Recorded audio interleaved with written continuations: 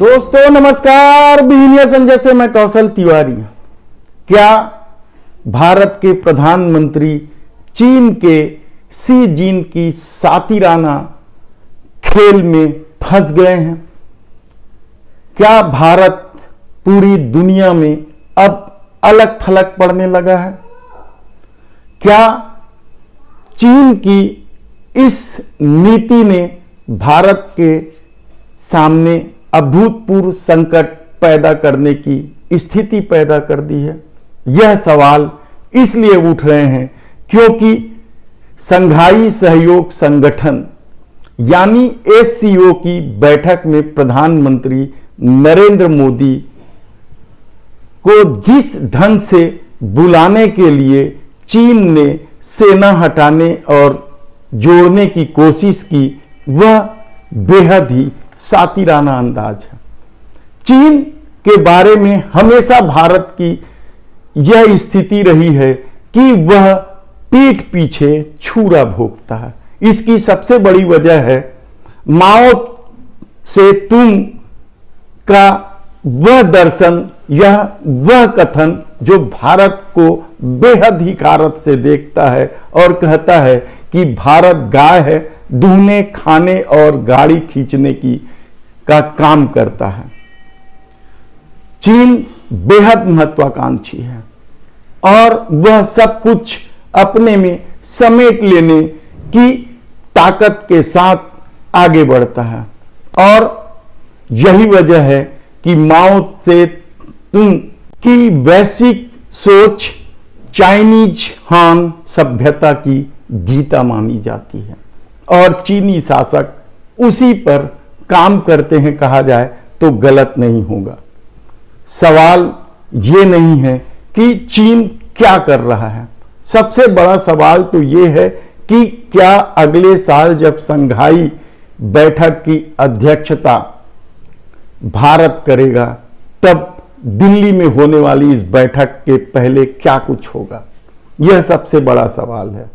She Jin Putin और प्रधानमंत्री नरेंद्र मोदी में सबसे सातिर कौन है, इसे लेकर कितनी भी बहस छिड़ जाए, लेकिन भारत के सामने सबसे बड़ी स्थिति तो यह है कि वह ना तो अब चीन से बहुत ज्यादा दुश्मनी लेने की स्थिति में पहुंच गए हैं और ना ही दोस्ती कर सकता है। चीन की चालबाजी इस कदर हावी है कि उसने पुतिन जैसे लोगों को भी अपने पाले में रख लिया है। यह संगठन भी इसीलिए बना था। अमेरिका के वर्चस्व, यूरोप की दादागिरी को कम करने के लिए चीन ने संघाई सहयोग संगठन यानी एससीओ बनाया है। लेकिन भारत के सामने दुविधा यह है कि सार्क की बैठकें नहीं हो रही है और गुट निरपेक्ष को लेकर बनाए गए सारे रणनीति गायब हैं।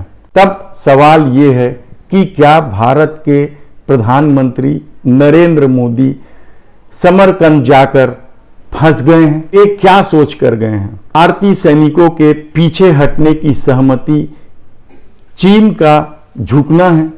नहीं, शायद वह इस बैठक में भारत को बुलाने के लिए यह चालबाजी की है, कहा जाए तो गलत नहीं है। देश के प्रधानमंत्री नरेंद्र मोदी शुरुआती दौर में जब वे सत्ता में बैठे तो उन्होंने चीन से खूब गलबैयां की, जिनपिंग को झूला भी झुलाया। बाद में अनौपचारिक वार्ता के लिए वुहान गए। दूसरी अनौपचारिक वार्ता के लिए जिनपिंग भारत आए और ममलापुरम में दोनों के बीच वार्ता हुई। लेकिन इसके बाद क्या हुआ? पहले डोकलाम में चीन ने भारत की जमीन कब्जाई। दशकों बाद दोनों देशों के बीच सैन्य झड़प हुई जिसमें गलवान घाटी में भारत के 20 जवान शहीद हो गए। अप्रैल 2020 के बाद सारी स्थितियां बदल गई। पूर्वी लद्दाख में गलवान से लेकर पैगांग झील, देपसांग डेमचक सहित कई जगहों पर भारत और चीन की सेनाएं आमने सामने थी। एक तरफ यह स्थिति है, 2.5 साल से दोनों देशों में जबरदस्त तनाव है, लेकिन कारोबारी बढ़ते जा रहा है। भारत 69 अरब डॉलर का व्यापार चाइना के साथ है और जिसकी वजह से कहा जाए कि व्यापार घाटा भी भारत को जबरदस्त ढंग से उठाना पड़ा। सबसे ज्यादा व्यापार घाटा तो वो भारत और चीन से जो व्यापारिक सौदे हो रहे हैं उसी से उठा रहे हैं। एक तरफ आत्मनिर्भर का भारत है तो दूसरी ओर देश पूरी तरह से चीन पर निर्भर होता जा रहा है। देश के तमाम सामरिक जानकार इस बात के लिए भारत की आलोचना कर रहे हैं। सामरिक विशेषज्ञ ब्रह्मा चेलानी ने पिछले साल एक आंकड़ा देकर ट्वीट किया था, जिसमें उन्होंने कहा था कि प्रधानमंत्री मोदी इस बात को कैसे जस्टिफाई करेंगे कि सीमा में चल रहे गतिरोध के बीच चीन के साथ कारोबार 2 गुना हो जाए। तब सवाल यह है कि क्या चीन ने भारत को आमंत्रित करने के लिए सेना पीछे हटाने की जो बतौलेबाजी की है वह आने वाले दिनों में कुछ और परिणाम निकलेगा। चीन क्या भारत को बुलाकर अमेरिका और यूरोप को यह बताने की कोशिश नहीं कर रहा है कि भारत भी हमारे साथ है? भारत नाटो देश के साथ जो G7 की जो बैठकें होती हैं उसमें 8वां सदस्य बनने वाला है, वह G8 हो सकता है। अमेरिका और भारत के रिश्ते कुछ अलग ढंग से बनने लगे हैं इस दौर में और यूरोप भी भारत के साथ रिश्ते बनाए रख रहे हैं। ऐसे में विश्वसनीयता को लेकर क्या सवाल नहीं उठेंगे? बहुत सारे सवाल हैं। आप देखना कि किस तरीके से भारत को अलग थलग करने की कोशिश में चीन लगा हुआ है। स्थिति आज के दौर में यह है कि भारत न तो अमेरिका के लिए पूरी तरीके से विश्वसनीय बन पा रहा है और न रसिया के लिए। ऐसे में यदि भविष्य में भारत और चीन के बीच कोई लड़ाई छिड़ती है तो रूस की क्या भूमिका होगी, वह क्या पूरी तरीके से किसके साथ खड़ा होगा, यह सबसे बड़ा सवाल है। तब सवाल यह है कि क्या चीन के सातिरना खेल में भारत फंस गया है, देखना होगा।